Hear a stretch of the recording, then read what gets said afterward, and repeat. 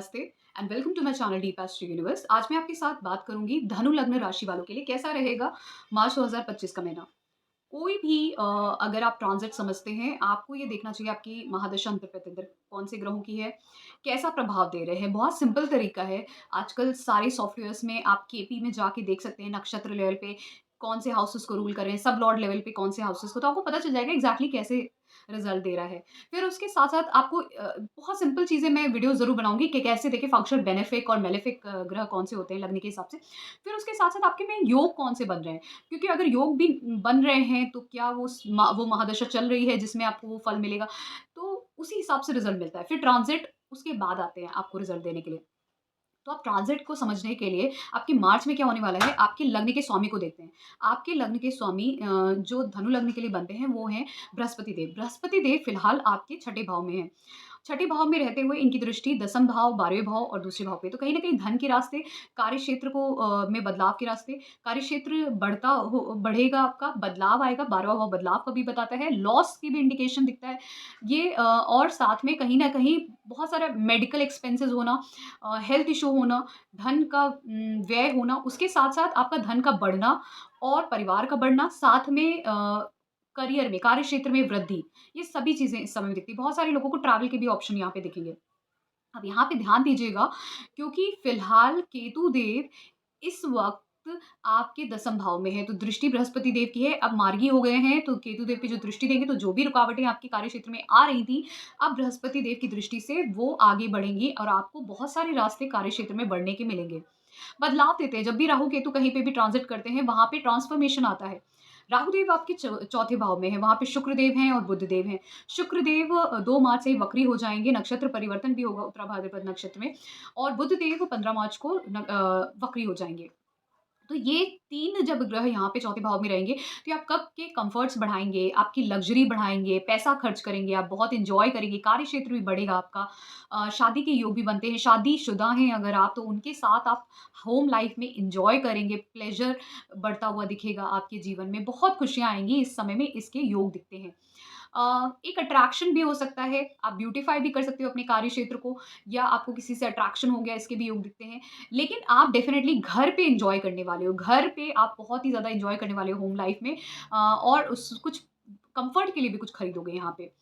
फिर उसी के साथ-साथ अगर हम ध्यान दें, तो सूर्य देव इस वक़्त फ़िलहाल आपके कुंभ राशि में है। अब कुंभ राशि आपके तीसरे भाव में आती है। सूर्य देव आपके यहाँ पर जो है नवम भाव के मालिक बनते हैं। वहाँ पर तीसरे भाव में ये शनिदेव के साथ रहेंगे, जो दूसरे भाव और तीसरे भाव के मालिक हैं। अब सूर्य देव 14 मार्च तक जब तक यहाँ पे रहेंगे, तो नवम भाव के मालिक हैं, तो बहुत सारे लोग अपने कार्य क्षेत्र के लिए कोई स्किल डेवलपमेंट कर सकते हैं, कोई कोर्स कर सकते हैं, कोई किसी और स्टेट या कंट्री जाके कुछ हायर एजुकेशन ले सकते हैं, गवर्नमेंट पोज़ीशन मिल सकती है एकेडमिक्स में। लेकिन साथ में ये अथॉरिटीज़ के साथ, आपसे जो थोड़े ऊँचे लेवल पे हैं, उनके साथ थोड़े-से ईगो क्लैशेज़ कर सकते हैं, फादर के साथ प्रॉब्लम कर सकते हैं। लेकिन स्टिल ये आपके लिए पोज़ीशन दिलाने में, कुछ स्किल डेवलपमेंट के लिए बहुत अच्छे हैं, कुछ नया शुरू होगा, ट्रैवल होगा। इन सभी चीज़ों के यहाँ पे योग दिखते हैं।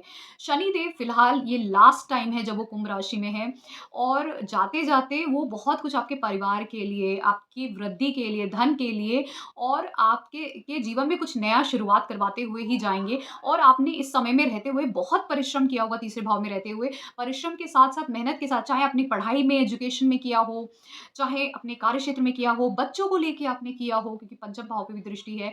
और साथ में आपने हो सकता है बहुत व्यय किया हो अपनी एनर्जी को, टाइम को, मनी को, ट्रैवल करके, बहुत सारी मेहनत करके, और अपने स्किल को भी डेवलप किया हो इस समय में। तो अब उन सब का रिज़ल्ट आपको इस समय मिलेगा। जाते-जाते कुछ नई शुरुआत होगी, जो धन के लिए होगी, परिवार के लिए होगी, आपके लिए होगी, जो आपको आगे बहुत कुछ लाभ देगी जीवन में।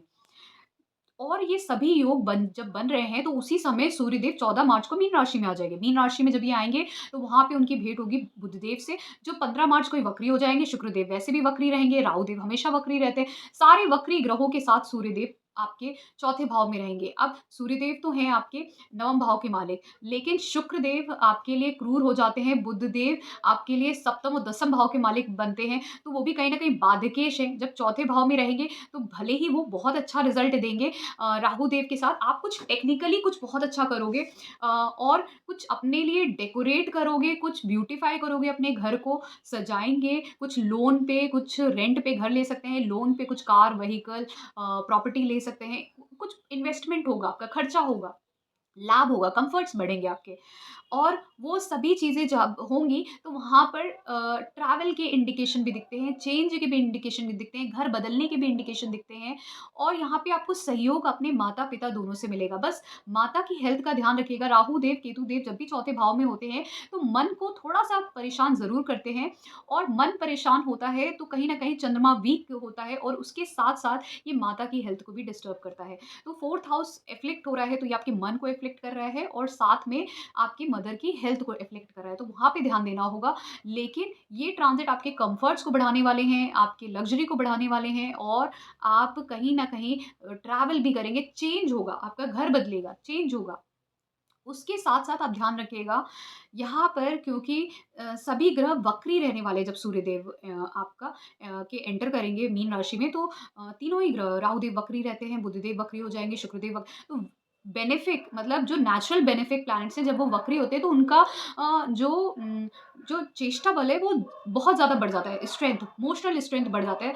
तो पिछले भाव के प्रभाव देते हैं, कुछ नया ज़रूर शुरू होगा आपके जीवन में और कुछ अच्छा प्रभाव होगा। यहाँ पे बहुत सारे लोगों के लव मैरिज के भी चांसेस दिखते हैं। वो मैं इसलिए बोल रही हूँ क्योंकि जो मंगल देव है, जो पंचम भाव के मालिक हैं, आपके लिए फंक्शनल बेनिफिक हो जाते हैं। अब ये आपके 12वें भाव के भी मालिक हैं, न्यूट्रल हैं। तो यहाँ पे ये जब सप्तम भाव में मिथुन राशि में रहेंगे पूरे ही माह में, ये आपके लिए एक ऐसा योग बना रहे हैं जहाँ पे आपकी शादी के योग दिखते हैं, लव मैरिज तक हो सकती है आपकी। और ये उन लोगों के लिए भी अच्छा है जो जिनकी शादी हो गई है, वो हो सकता है इस समय में अपने स्पाउस के साथ कहीं दूसरी जगह जाएँ, कहीं ट्रैवल करके चेंज ऑफ प्लेस हो इसके इंडिकेशन है और चाइल्ड बर्थ के भी इंडिकेशन है आपके। तो चाइल्ड बर्थ का भी यहाँ पे इंडिकेशन दिखता है।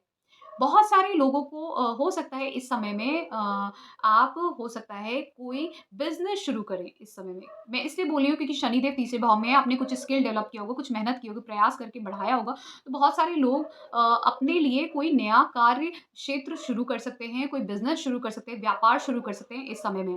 ध्यान रखिएगा क्योंकि यहाँ पर अभी बृहस्पति देव आपके छठे भाव में हैं, तो हेल्थ का ख़ासकर ध्यान रखिएगा। हेल्थ आपको मई तक काफ़ी आपको ध्यान देने की ज़रूरत है हेल्थ पे क्योंकि आपके लग्न के भाव के मालिक आपके छठे भाव में हैं। दूसरों से मतभेद मत करिए, कॉम्पिटिशन अच्छा होता है लेकिन दूसरे लोगों के साथ आप लड़ाई-झगड़ा मत करिए, डिबेट मत करिए, आर्ग्यूमेंट्स मत करिए क्योंकि यहाँ पे आपके एनिमीज़ के बढ़ने के भी चांसेस दिखते हैं। या आपके लग्न के स्वामी जब यहाँ पे होते हैं छठे भाव में रहेंगे तो मदर की हेल्थ तो डिस्टर्ब होगी, होम लाइफ और की मेंटल हेल्थ भी डिस्टर्ब होती है। फिर जो लोग भी प्रॉपर्टी खरीदने के लिए भी प्रयास करेंगे या व्हीकल खरीदने के लिए भी, तो उनको लोन पे लेना पड़ेगा इस समय में। ऐसे योग दिख रहे हैं। तो आपको ये ध्यान रखना है बिना लड़ाई झगड़े किए अपनी हेल्थ पे ध्यान रखते हुए अपनी लाइफ में आगे बढ़ना है। और एक चीज़ और ध्यान रखिएगा क्योंकि बृहस्पति देव आपके लग्न के स्वामी छठे भाव में है जो षड-ऋतु का भाव है, तो आपको कोशिश करनी है इस समय में कोई भी ऐसी गलत चीज़ों में इन्वॉल्व मत होइएगा क्योंकि चौथा भाव ट्रेडिंग का भी है। गैम्बलिंग मत करिएगा, ट्रेडिंग मत करिएगा इस समय में आपको लॉसेस हो सकते हैं। फिर कोई भी प्रॉपर्टी खरीदिएगा सोच समझ के, देख के एनालाइज़ करके क्या सही है, क्या नहीं सही है क्योंकि ये आपको लोन पे ही प्रॉपर्टी मिलेगी जो भी मिलेगी, लेकिन आप उसमें एटलीस्ट 2-3 लोगों से सजेशन लेने के बाद करिएगा। हेल्थ पे ध्यान रखिएगा, किसी इस टाइम में कोई भी आपको गलत इंटेंशन के साथ कोई भी काम मत करिएगा, किसी से लड़ाई-झगड़ा मत करिएगा।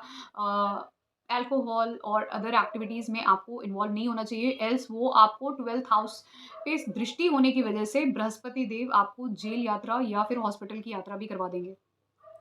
तो ये था मेरा एनालिसिस सभी धनु लग्न राशि वालों के लिए।